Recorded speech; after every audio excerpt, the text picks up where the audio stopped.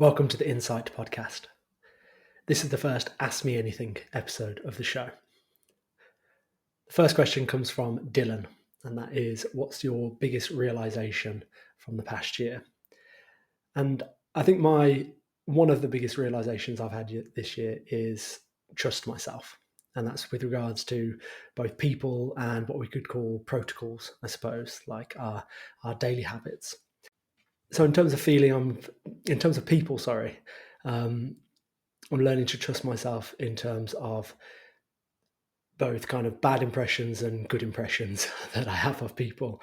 Bad impressions, kind of trusting myself to realize quickly, is this a person that I want to be giving any more time and energy to, or are they not? And of course, I can handle that as compassionately as possible and, step away from that relationship or that kind of new introduction as quickly as possible. Life's too short to be spent wasted on people that are not good for you. So that's one thing, but it also applies to the good side of relationships as well. I'm trying to trust myself more in terms of when I get a good feeling about someone to lean into that and not kind of be overly cautious, and try and throw myself into it a little bit more and be a little bit more vulnerable, a little bit more honest with people, to kind of really strengthen those connections that mean a lot to me, and to make some new connections as well, whether that's in person or via social media. But trust myself also applies to protocols as well. So there's a whole load of noise out there on social media, isn't there, about what you should do, how you should start your morning, how you should end the day in the evening, what you should do in the middle of the day, supplements, diet, training, all this kind of stuff. And I think what I'm learning to do is to trust what feels good for me and not worry too much about, with the outside influence. Of course, self-experiment. I think that's really, really important. So learn from people and try lots of different things. But then when you find something that you do think is working for you and it's making you feel good, it's making you feel energetic, it's making you feel more present, more alive, more connected, then stick with that and keep doing it and keep doing it. And even when you hear that kind of outside influence, a friend or maybe someone Instagram, an influencer on Instagram saying, "Oh, you should be doing this in your morning." Actually, it's like, no, actually, this is working for me. Kind of a practical example of that for me is in the mornings. So I've really tried my best to start my mornings off on a very kind of calm foot and take things easy, maybe read my book, I meditate.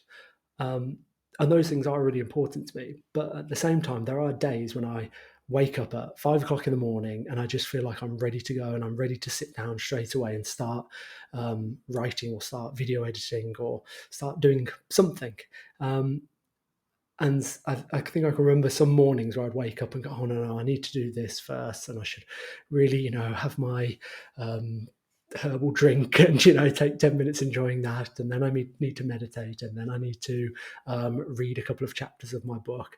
And it's like, no, actually, if you've got that drive and you wake up feeling good, energized, and ready to go, then why not just get on it? And when I've trusted myself and done that, I've produced like some of my best work, I suppose. And within an hour or two, I feel like I've achieved everything I wanted to achieve in that day because I've just been so focused and on it and ready to go. So yeah, number one realization: trust yourself when it comes to people and protocols.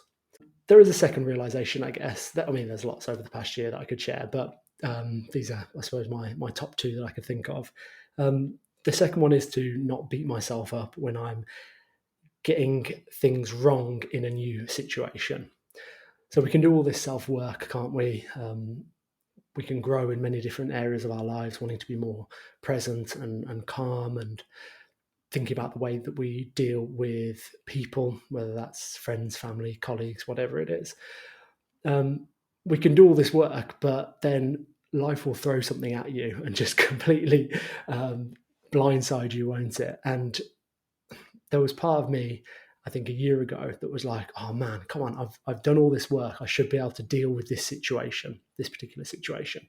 Like, why am I finding this so difficult? Why can't I just, have more upfront and honest conversations with people? Why am I letting certain people bother me so much?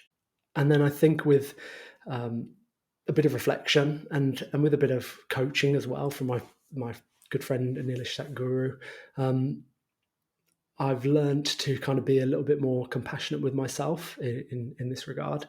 So when you're in a new situation that you've never encountered before, of course you don't have the tools necessarily to deal with it, and you just might not handle things very well. And I think that's completely understandable. So there's kind of 2 points to take from that. If you're in a completely new situation, you're finding it tough, don't beat yourself up. Be gentle with yourself. Realize this is the first time it's happened to you, so of course it's going to be tough. And then the second thing is all about connection.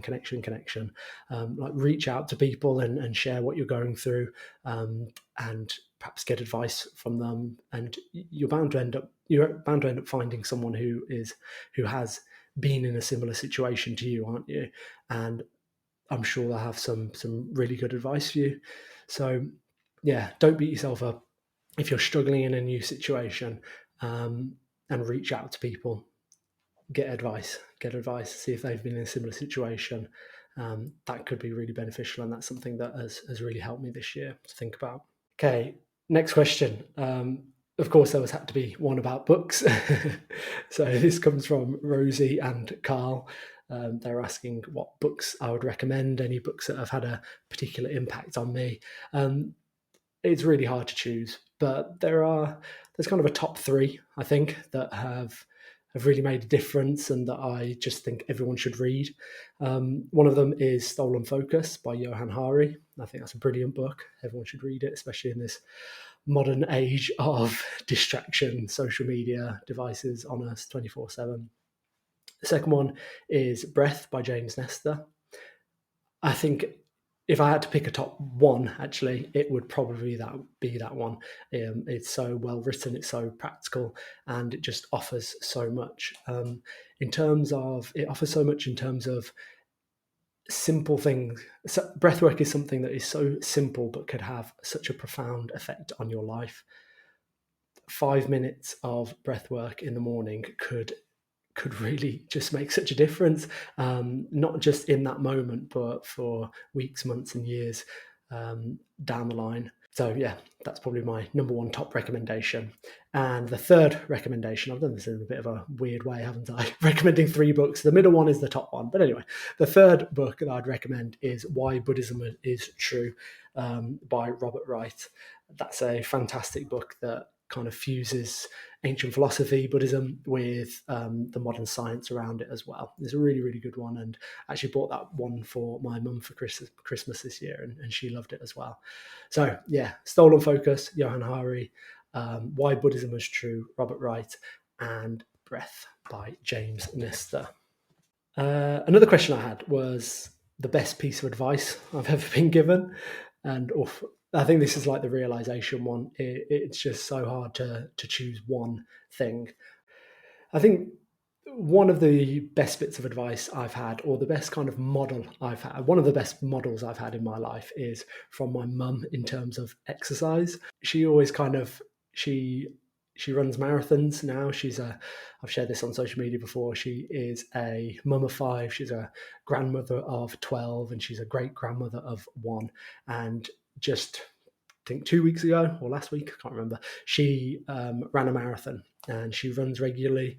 She's always moving. If she had a choice between getting the car somewhere or walking, she'd always walk. And so that's such a fantastic example to set for me. But the other part of it is she enjoys it. And when she does a marathon, she has this big beaming smile on your face, on her face. You get the marathon photos at the end, don't you, running around the course, and every photo of my mum, she's always got this big smile on her face, and she's always talking to people as she runs around the course as well. She'll just start chatting to anyone, and I think that's definitely something that I've that I'm trying to emulate more. I still struggle. I think if people saw me in the gym, they'd think like you're not really embodying that Sam at all, because I can be quite head down focused, not really want to chat to anyone. And that's because kind of I want to train hard, get my workout done, and get home and put my feet up in front of Netflix kind of thing. But in other aspects, like when I go out for a run, I'm trying to think, how could I be more relaxed? How could I be more present? How could I enjoy myself? And how could I put a smile on my face as I'm doing it? It doesn't have to be this like serious face and like grimacing and like head down. And, you run past some people, don't you? And they don't say good morning. They don't say hi. And I'm kind of like trying to be like my mum, who set such a good example that everyone she runs past, it's a big good morning, hi, how are you? That kind of thing. And I just think that's a great way to combine exercise and connection and just positivity. So yeah, thank you, Mum, for that example that you set for me. And the last question from Brian is about, do I still work full time in as a teacher?